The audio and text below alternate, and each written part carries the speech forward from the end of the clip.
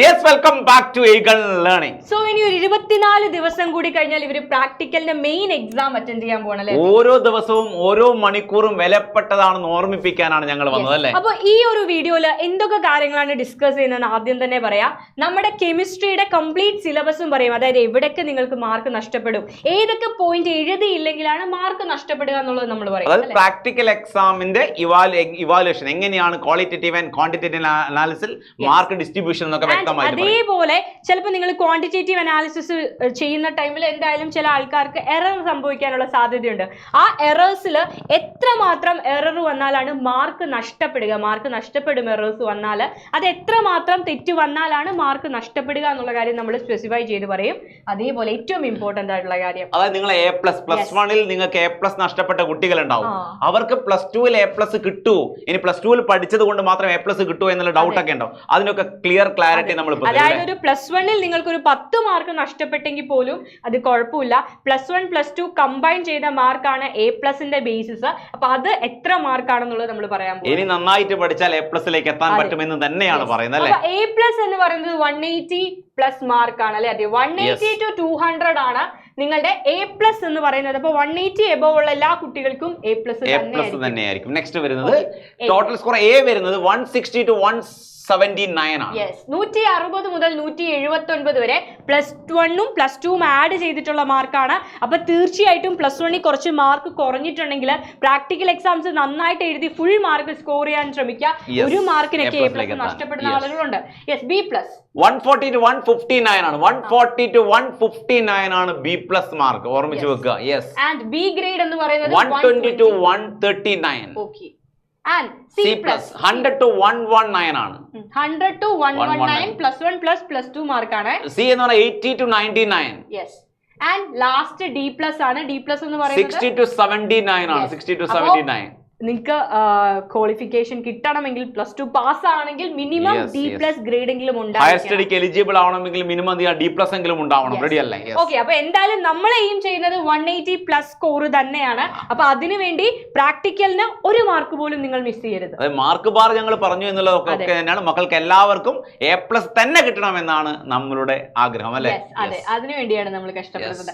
ആദ്യം കെമിസ്ട്രി ആണ്. കെമിസ്ട്രിയിൽ നിങ്ങൾക്ക് അറിയാം ക്വാളിറ്റേറ്റീവ് അനാലിസിസ് ഉണ്ട്, ക്വാണ്ടിറ്റേറ്റീവ് അനാലിസിസ് ഉണ്ട്, പ്രാക്ടിക്കലിന്റെ ബുക്ക് റെക്കോർഡ് ബുക്കിന് മാർക്കുണ്ട്, വൈവയ്ക്ക് മാർക്കുണ്ട്, അതേപോലെ ക്വാണ്ടിറ്റേറ്റീവ് അനാലിസിസിന്റെ പ്രിൻസിപ്പിളിനും പ്രൊസീജിയറിനും മാർക്ക്. എങ്ങനെയാണ് ക്വാളിറ്റേറ്റീവ് അനാലിസിൽ മാർക്കിന്റെ ഡിസ്ട്രിബ്യൂഷൻ എന്നാണ് കടന്നിരിക്കുന്നത്.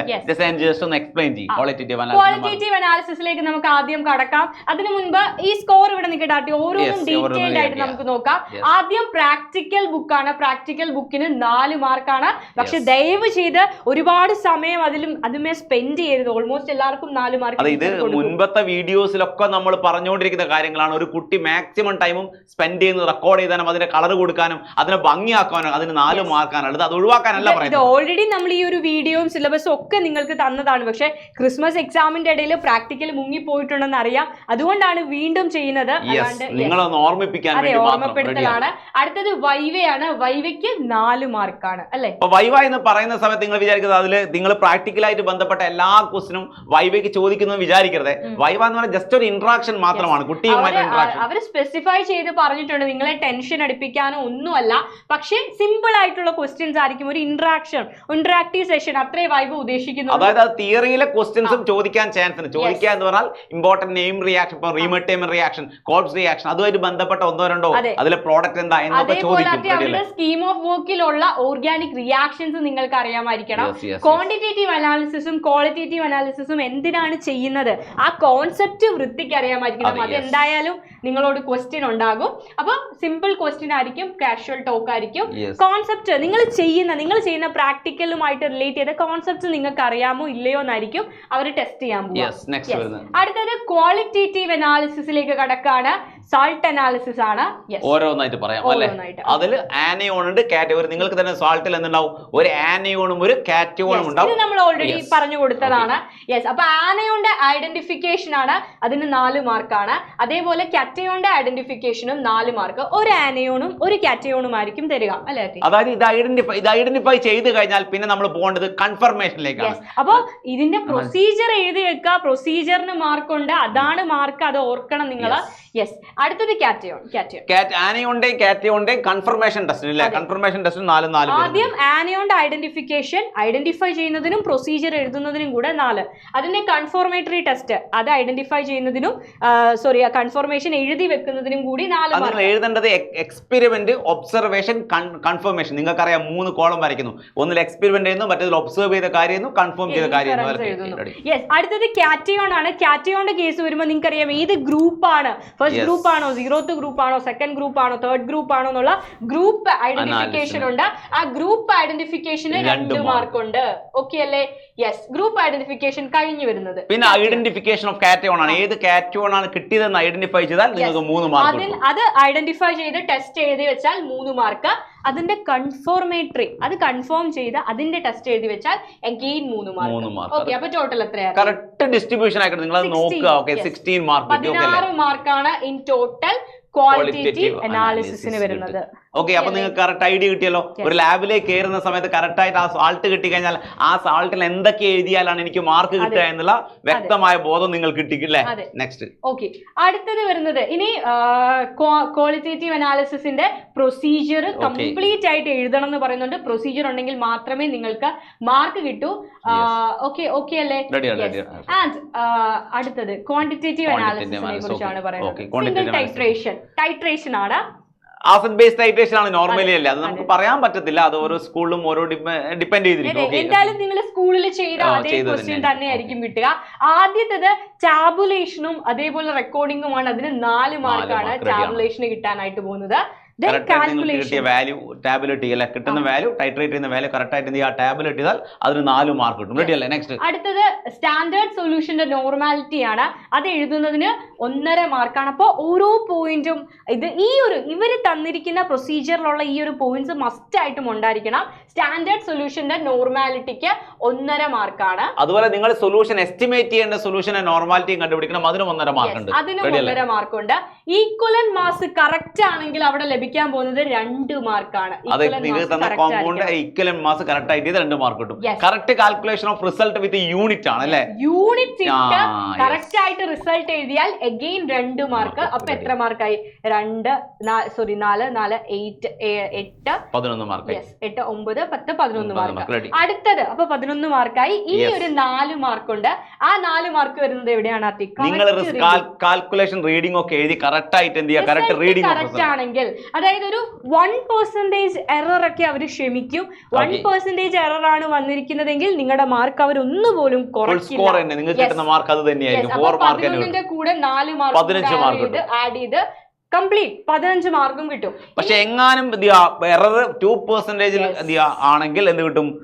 അതിൽ മാർക്ക് കുറയില്ലേ? 1% കൂടുതൽ എറർ വരികയാണ്, ഒരു 2% വരെ വരികയാണെങ്കിൽ 1 മാർക്ക് അവർ കുറയ്ക്കും. 4 മാർക്ക് ഫൈനൽ റിസൾട്ടിന് 4 എന്നുള്ളത്. അതായത് ആ കുട്ടിക്ക് 2% വരെ എറർ വരുന്ന കുട്ടിക്ക് 15ൽ 14 മാർക്കായിരിക്കും കിട്ടുക. അതായത് എവിടെ റിസൾട്ട് എഴുതിയതിനു ശേഷം എനിക്ക് എവിടെയാണ് മാർക്ക് നഷ്ടപ്പെട്ടതെന്ന് അവിടെ തന്നെ നിങ്ങൾക്ക് അനലൈസ് ചെയ്യാൻ പറ്റും അല്ലേ? 2%നും മുകളിലാണ് നിങ്ങളുടെ എറർ എങ്കിൽ നിങ്ങൾക്ക് 2 മാർക്ക് നഷ്ടപ്പെടും. അതായത് ടോട്ടൽ ഈ ക്വാണ്ടിറ്റേറ്റീവ് അനാലിസിസിൽ നിങ്ങൾക്ക് 13 മാർക്ക് മാത്രം. മക്കൾ മനസ്സിലാക്കേണ്ടത് പ്രാക്ടിക്കൽ എന്ത് ചെയ്യുക? ആ എക്സാം ഹാളിൽ കയറി കഴിഞ്ഞാൽ നിങ്ങൾ മനസ്സിലാക്കേണ്ടത് ലാസ്റ്റ് ഫൈനൽ റിസൾട്ടിനല്ല മാർക്ക് നിങ്ങൾക്ക് ഓവറോൾ മാർക്കാണ്. ഓരോ സ്റ്റെപ്പിനും മാർക്ക് ഡിസ്ട്രിബ്യൂട്ട് ചെയ്തിരിക്കുകയാണ്. ഓക്കെ, ചില ആളുകൾ വിചാരിക്കും ഫൈനൽ ആൻസറിന് മാത്രമാണ് അതിന് 4 മാർക്കേ ഉള്ളൂ. അപ്പൊ 15 തന്നെയാണ് നിങ്ങൾ എയിം ചെയ്യേണ്ടത്. അതില് കുട്ടികൾക്ക് ഭയങ്കര ടെൻഷൻ ആയിരിക്കും. ഒരു പ്രാക്ടിക്കൽ എക്സാമിന് ഒരു കാറ്റയോൺ കിട്ടിയില്ല, ആനയോൺ കിട്ടിയില്ല എന്ന് പറഞ്ഞാൽ ഭയങ്കര എനിക്ക് ഫുൾ മാർക്ക് പോയി എന്നുള്ള ഫീലിംഗിൽ അവർ സംസാരിക്കാറുണ്ട്. അപ്പോൾ അങ്ങനെ ഒരു മാർക്ക് നഷ്ടപ്പെടില്ല. നിങ്ങൾക്ക് ഓരോ സ്റ്റെപ്പിനുമാണ് മാർക്ക്. റെഡി അല്ലേ? അടുത്തത് പ്രിൻസിപ്പിളും പ്രൊസീജിയറും എഴുതാനാണ് ക്വാണ്ടിറ്റേറ്റീവ് അനാലിസിസിന്റെ. നിങ്ങൾക്ക് ക്വസ്റ്റ്യൻ പേപ്പർ തന്നാൽ ആദ്യത്തെ 5 മിനിറ്റ് നിങ്ങൾക്ക് ഈ ഒരു പ്രൊസീജിയർ എഴുതാനുള്ള സമയമായിരിക്കും. അപ്പൊ ആദ്യം തന്നെ ഈ പ്രൊസീജിയറും പ്രിൻസിപ്പിളും എഴുതി നിങ്ങൾ ടീച്ചറുടെ സബ്മിറ്റ് ചെയ്തതിന് ശേഷമാണ് പ്രാക്ടിക്കലിലേക്ക് കടക്കുക. ആ പ്രൊസീജിയറിൽ എന്തൊക്കെ കാര്യങ്ങൾ വേണം? ഏറ്റവും ഇമ്പോർട്ടന്റ് ആയിട്ടുള്ള കാര്യം ആ ഒരു റിയാക്ഷന്റെ ബാലൻസ് ചെയ്ത കെമിക്കൽ ഇക്വേഷൻ അതിലുണ്ടായിരിക്കണം. ബാലൻസ്ഡ് കെമിക്കൽ ഇക്വേഷന് 1 മാർക്കാണ്. ചില കുട്ടികൾ ആസിഡ് ബേസ്ഡ് ടൈട്രേഷൻ ആണെങ്കിൽ കറക്റ്റ് അല്ലേ? കറക്റ്റ് ആയിട്ട് ഞങ്ങളൊക്കെ കയറുന്ന സമയത്ത് കുട്ടികൾ ഇങ്ങനെ പ്രൊസീജിയറും പ്രിൻസിപ്പിളും എഴുതി അങ്ങ് നിൽക്കും.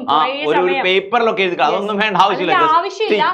ഈ ഒരു ഇക്വേഷൻ, പിന്നെ ഈ പറയുന്ന 5 പോയിന്റ്സ് മാത്രം അതിലുണ്ടായാൽ മതി. അത് പിപ്പറ്റ് ചെയ്യുന്ന സൊല്യൂഷൻ, ബ്യൂററ്റ് ചെയ്യുന്ന സൊല്യൂഷൻ, ഇൻഡിക്കേറ്റർ യൂസിന് കളർ ചേഞ്ച്. ഏത് കളറാണ്, പിങ്ക് കളർ ടു കളർലെസ് അല്ലെങ്കിൽ കളർലെസ് ടു പിങ്ക് കളർ, എന്താണ് കളർ ചേഞ്ച് വരുന്നത്, എൻ പോയിന്റ് എന്താണ്, ഏത് ഇൻഡിക്കേറ്റർ ആണ് അവിടെ യൂസ് ചെയ്യുന്നത്, ഫിനോൾഫ്തലീൻ ആണോ, മീത്തൈൽ ഓറഞ്ച് ആണോ, ബ്യൂററ്റിൽ എടുക്കുന്നത് ഏത് സൊല്യൂഷൻ, പിപ്പറ്റിൽ എടുക്കുന്നത് ഏത് സൊല്യൂഷൻ, ഇത്രയും കാര്യങ്ങൾ മാത്രം മതി. ഓരോന്നിനും 1/2 മാർക്ക് വീതമേ ഉള്ളൂ അല്ലെ? അപ്പൊ ആകെ മൊത്തം 3 മാർക്കാണ് ഈ പ്രിൻസിപ്പളിനും പ്രൊസീജറിനും കിട്ടുന്നത്. അതിനുവേണ്ടി മണിക്കൂറുകൾ സ്പെൻഡ് ചെയ്ത് കളയരുത്. അതായത് ഫുൾ പേപ്പർ എഴുതരുത് എന്നാണ് ഇക്വേഷൻ മാത്രം മതി. ഇക്വേഷൻ മാത്രം പോരാ, ഈ പറയുന്ന 5 പോയിന്റ്സ് മാത്രമാണ് അവര് പറഞ്ഞിരിക്കുന്നത്. ആ പോയിന്റ്സ് മാത്രം എഴുതി എത്രയും മാർക്ക് കിട്ടാൻ 4 ലൈൻ മതി, 5 മിനിറ്റ് കൊണ്ട് അത് എഴുതി കൊടുക്കുക. ഓക്കെ, അപ്പൊ ഇത്രയും കാര്യങ്ങളാണ്. പ്രൊസീജറും പ്രിൻസിപ്പിളും ഒക്കെ പഠിച്ച് നന്നായിട്ട് പോവുക. പക്ഷെ പ്രാക്ടിക്കലിൽ ഒരുപാട് സമയം സ്പെൻഡ് ചെയ്യരുത്. മോഡൽ എക്സാം വരുന്നുണ്ട്, ഉടനെ തന്നെ മോഡൽ എക്സാം വരുന്നുണ്ട്. തിയറി എക്സാം തന്നെയാണ് നമ്മൾ ഇമ്പോർട്ടൻസ് കൊടുക്കുന്നത്. പ്രാക്ടിക്കൽ എങ്ങനെയാണ് നിങ്ങൾക്ക് മാർക്ക് കിട്ടും? ഞാൻ പറഞ്ഞല്ലോ, ഇതിൽ ഏതെങ്കിലും കറക്റ്റ് ആയിട്ട് നിങ്ങൾ എന്ത് ചെയ്യാം? ഞാൻ പറയുന്നത് 1 മാർക്ക് പോലും മിസ് ചെയ്യരുത്. കാരണം 1 മാർക്കിന് A+ നഷ്ടപ്പെടുന്ന ഒരു വേദന വഴി. പ്ലസ് 1 ചിലപ്പോ എന്തെങ്കിലും കാരണവശാൽ SSLC വന്നല്ലേ, അപ്പൊ പെട്ടെന്ന് മാർക്ക് കുറഞ്ഞിട്ടുണ്ടെങ്കിൽ ആ A+ലേക്കുള്ള വഴി. മാത്രമല്ല +2 എന്ന് പറയുന്നത് മാത്സ്, ഫിസിക്സ്, കെമിസ്ട്രി എൻട്രൻസിന് കൂട്ടുന്ന ആഡ് ചെയ്യുന്ന മാർക്കാണ്. ട്രിപ്പിൾ ഇവാലുവേഷനും ഡബിൾ ഇവാലുവേഷനും ആയിരിക്കും. അപ്പൊ അവിടെ പ്രാക്ടിക്കൽ ആണ് കൂടുതൽ സ്കോർ ചെയ്യാൻ സാധിക്കുന്നത്. ആൻഡ് ഇനി എങ്ങനെ പഠിക്കണം, പ്രാക്ടിക്കൽ ആയിക്കോട്ടെ പബ്ലിക് എക്സാം ആയിക്കോട്ടെ, എങ്ങനെ പഠിക്കണം, എന്ത് പഠിക്കണം എന്നൊക്കെ നിങ്ങളെ അറിയിക്കാനായിട്ട് നിങ്ങൾ കാത്തിരിക്കുന്ന ഒരു സ്റ്റഡി പ്ലാനുമായിട്ട് സൺഡേ ഈവനിങ് കൃത്യം 7 മണിക്ക് ഞങ്ങൾ വരുന്നുണ്ട്. അത് മാത്രമല്ല NCERT ഓറിയന്റ് ചെയ്തിട്ടുള്ള ഒരു മെഗാ മെൻജിയും ഉണ്ടായിരിക്കും ആ ലൈവില്. അല്ല, നമ്മൾ ലൈവിന് ഒരു പെർട്ടിക്കുലർ നാളെ വന്നു കഴിഞ്ഞാൽ നമുക്ക് ആ ലൈവിന്റെ പെർട്ടിക്കുലാരിറ്റി. അപ്പൊ സൺഡേ കൃത്യം 7 മണിക്ക് നിങ്ങൾ എത്തുക. സൺഡേ 7 മണിക്കായിരിക്കും ലൈവ് വരുന്നത്. പുതിയ പാറ്റേൺ മാറ്റത്തിനനുസരിച്ച് ലൈവ് ഞങ്ങളും റീഷെഡ്യൂൾ ചെയ്തിട്ടുണ്ട് അല്ലേ? അപ്പോ കാത്തിരിക്കുക മക്കളെ. ആദ്യമായിട്ട് ഒരുപാട് കുട്ടികൾ ഇപ്പോഴാണ് നമ്മുടെ ചാനൽ അറിഞ്ഞ് കണ്ടൊക്കെ വരുന്നത്. അപ്പൊ നിങ്ങൾ എന്ത് ചെയ്യുക, ഒന്ന് സബ്സ്ക്രൈബ് ചെയ്ത് കൂടെ കൂടിക്കൊള്ളുക. നമ്മൾ ഇനിയും ഒരുപാട് കോണ്ടന്റുമായിട്ട് വീണ്ടും പ്രാക്ടിക്കലുമായിട്ടൊക്കെ ഞങ്ങൾ വരുന്നുണ്ട്. ഓക്കെ, അപ്പോൾ ബൈ ബൈ.